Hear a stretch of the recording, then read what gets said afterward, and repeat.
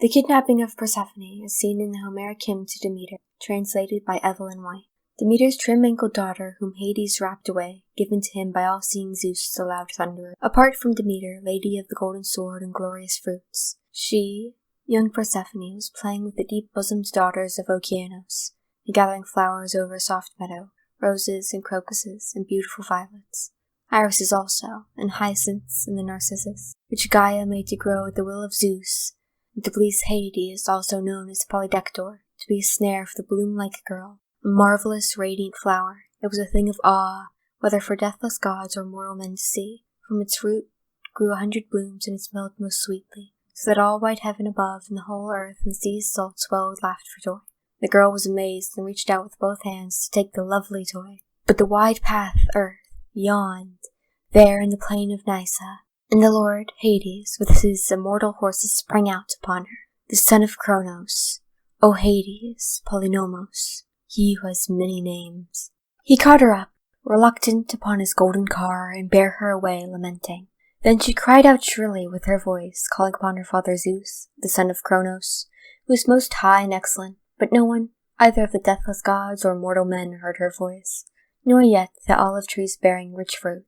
Only tender-hearted Hekate, bright-coiffed daughter of Persephone, heard her from the cave, and the lord Helios, Hyperion's bright son, as she cried to her father, the son of Cronos. For he was sitting aloof, apart from the gods, in his temple, where many pray, and receiving sweet offerings from mortal men. So he, Hades, that son of Cronos, also known as Polynomos, of many names, Polysemontor, ruler of many, and Polydegamon, host of many, was bearing her away, by leave of Zeus on his immortal chariot, his brother's child, and all unwilling. And so long as she, the goddess, yet beheld earth and starry heaven, and strong flowing sea, where fishes shoal, the rays of the sun, still hoped to see her dear mother and the tribes of the eternal gods.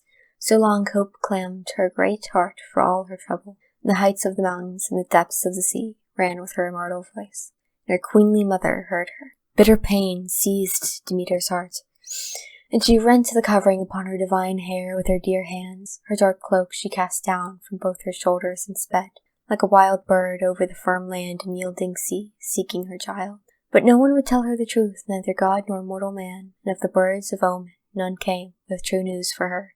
Then for 9 days queenly Deo wandered over the earth with flaming torches in her hand, so grieved that she never tasted ambrosia and sweet draught of Nectaros, nor sprinkled her body with water. But when the 10th enlightening dawn had come, Hekate, with a torch in her hands, met her, and spoke to her and told her the news.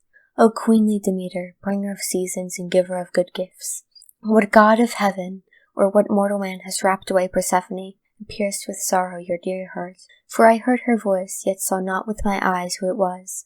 But I tell you truly and shortly all I know. So then, said Hekate, and Demeter, the daughter of rich-haired Rhea, answered her not, but sped swiftly with her, holding flaming torches in her hands.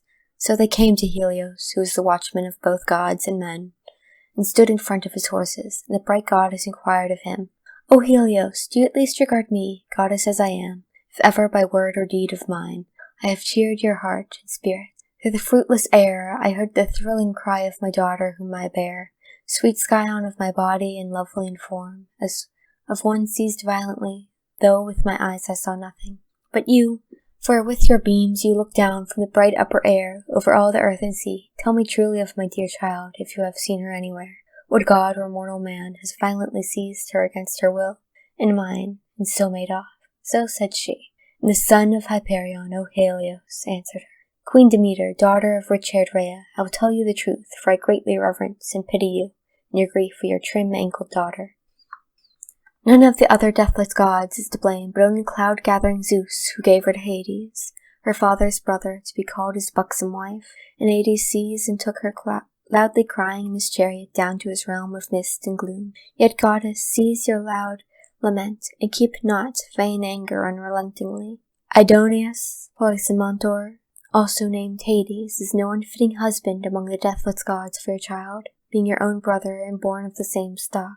Also for honor he has that third share which he received when division was made at the first, and is appointed the lord of these, among whom he dwells. So he spake, and called to his horses, and at his chiding they quickly whirled the swift chariot along, like long-winged birds. But grief yet more terrible and savage came into the heart of Demeter, and thereafter she was so angered with Zeus, the dark-clouded son of Cronos, that she avoided the gathering of the gods in high Olympos. She, Demeter, vowed that she would never set foot on fragrant Olympos, nor let fruit spring out of the ground until she beheld with her own eyes her fair-faced daughter. Now, when all-seeing Zeus, the loud thunderer, heard this, he sent Hermes, whose wand is of gold, to Erebos, so that having won over Hades with soft words, he might lead forth chaste Persephone to the light from the misty gloom to join the gods, and that her mother might see her with her own eyes, and cease from her anger. And Hermes obeyed, leaving the house of Olympos straightway, sprang down with speed to the hidden places of the earth, and he found the lord Hades in his house, seated upon a couch, and his shy mate with him, much reluctant because she yearned for her mother, but she was afar off, brooding on her fell design, because of the deeds of the blessed gods, and strong Hermes drew near and said, Dark-haired Hades, ruler over the departed, Father Zeus bids me bring noble Persephone forth from Erebos, unknown to the gods, that her mother may see her with her eyes, and cease from her dreadful anger with the immortal. For now she plans an awful deed to destroy the weakly tribes of earth-born men by keeping seed hidden beneath the earth, and so she makes an end of the honors of the undying god. For she keeps fearful anger and does not consort with the gods, but sits aloof in her fragrant temple, dwelling in the rocky hold of Odysseus. So he said, and Hades, ruler over the dead, smiled grimly and obeyed the behest of Zeus the king. For he straightway urged wise Persephone, saying, Go now, Persephone, to your dark-robed mother. Go and feel kindly in your heart towards me. Be not so exceedingly cast down, for I shall be no unfitting husband for you among the deathless gods. That I am own brother to Father Zeus, and while you are here you shall rule all that lives and moves, and shall have the greatest rights among the deathless gods.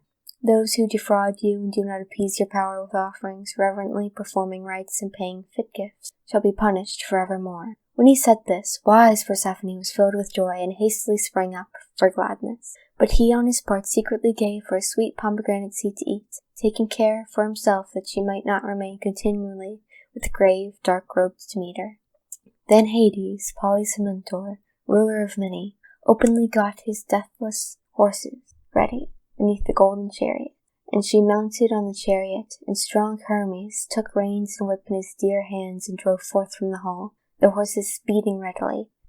Swiftly they traversed their long course, and neither the sea, nor river waters, nor grassy glens, nor mountain peaks checked the career of the immortal horses. They cleft the deep air above them as they went, and Hermes brought them to the place where rich-crowned Demeter was staying, and checked them before her fragrant temple. And when Demeter saw them, she rushed forth, as does a maid, down some thick-wooded mountain, while Persephone on the other side, when she saw her mother's sweet eyes, left the chariot and horses, and leaped down to run to her, and falling upon her neck embraced her, while Demeter was still holding her dear child in her arms. Her heart suddenly misgave her for some snare, so that she feared greatly and ceased fondling her daughter, and asked of her at once, My child, tell me, surely you have not tasted any food while you were below. Speak out and hide nothing, but let us both know, for if you have not, you shall come back from loathly Ido, and live with me and your father Zeus, the dark-clouded son of Cronos, and be honored by all the deathless gods. But if you have tasted food, you must go back again beneath the secret places of the earth, there to dwell a third part of the seasons every year. Yet for the tau parts you shall be with me and the other deathless gods. But when the earth shall bloom with the fragrant flowers of spring in every kind, then from the earth of darkness and gloom thou shalt come up once more to be a wonder for the gods and mortal men. And now tell me, how has he wrapped you away to the realm of darkness and gloom, and by what trick did strong Polydegamon, host of many, Hades, beguile you? Then beautiful Persephone answered her thus, Mother, I will tell you all without error. When luck-bringing Hermes came, swift messenger from my father, the son of Cronos, and other sons of Ouranos, bidding me come back from Erebos, that you might see me with your eyes, and so cease from your anger and fearful wrath against the gods. I sprang up at once for joy, but he secretly put in my mouth sweet food, a pomegranate seed, and forced me to taste against my will. Also I will tell how he wrapped me away by the deep plan of my father Zeus, son of Cronos, and carried me off beneath the depths of the earth, and will relate the whole matter as you ask. All we were playing in a lovely meadow, a Lycipian Fiano, Electra, Iante, Melite also, and Iake with Rhodea, and Calirohe, and Melobosus, and Tyche and Okyra, fair as a flower, Caresses, and Ianeira, Acaste, and Adamete, and Rhodope, and Pluto, and charming Calypso. Styx too was there, and Urania, and lovely Galaxore. With Pallas who rose his battles, and Artemis delighting in arrows, we were playing and gathering sweet flowers in our hands. Soft crocuses mingled with irises and hyacinths, and rose blues and lilies, marvelous to see.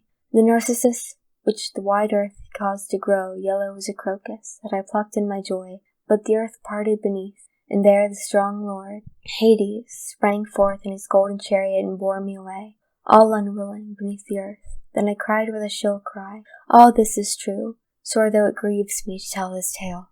So did they then, with hearts at one, greatly cheer each other's soul and spirit with many an embrace. Their hearts had relief from their griefs, while each took and gave back joyousness. Then bright coiffed Hekate came near to them, and often did she embrace the daughter of holy Demeter. And from that time the lady Hekate was minister and companion to Persephone. And all-seeing Zeus sent a messenger to them, rich-haired Rhea, to bring dark-cloaked Demeter to join the families of the gods. And he promised to give her what rights she should choose among the deathless gods, and agreed that her daughter should go down for the third part of the circling year to darkness and gloom, but for the 2 parts should live with her mother and the other deathless gods. Thus he commanded. The goddess did not disobey the message of Zeus. Swiftly she rushed down from the peaks of Olympus, and came to the plain of Rhodes, rich, fertile corn land once, but then in no wise fruitful, for it lay idle and utterly leafless, because the white grain was hidden by design of trim-ankled Demeter.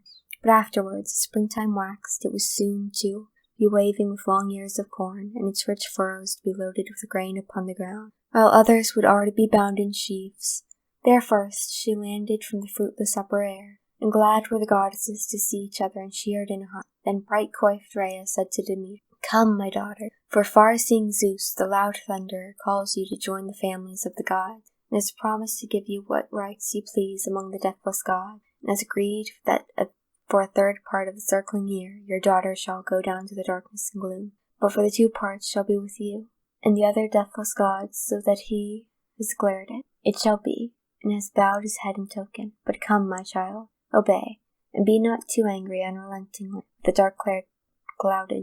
the dark clouded son of Cronos, but rather increase forthwith for men the fruit that gives them life. So spake Rhea, and rich-crowned Demeter did not refuse, but straightway made fruit to spring up from the rich lands, so that the whole wide earth was laden with leaves and flowers.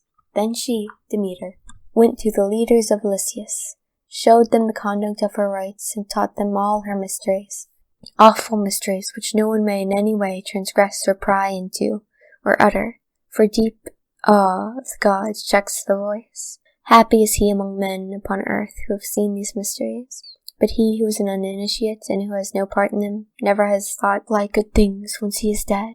Down in the darkness and gloom, but when the bright goddess had taught them all, they went to Olympus, the gathering of the other gods, and there they dwell, beside Zeus, who delight in thunder, awful and irreverent goddesses. Right blessed is he among men on earth, whom freely love. Soon do they send Plutos as guest to his great house, Plutos who gives wealth to mortal men. And now, Queen Deo, be gracious, you and your daughter, O beauteous Persephone, and for my song, grant me heart-cheering substance.